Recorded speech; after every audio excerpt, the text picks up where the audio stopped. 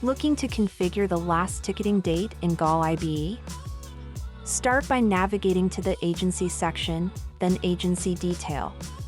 To modify this section, scroll down and click on Change Settings.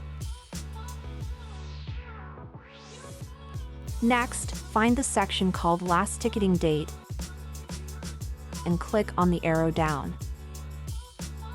A drop-down menu will appear with a list of options.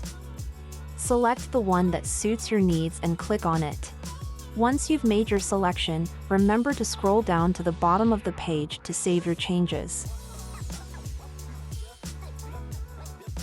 You've successfully set up the last ticketing date in GOL IBE. It's as simple as that.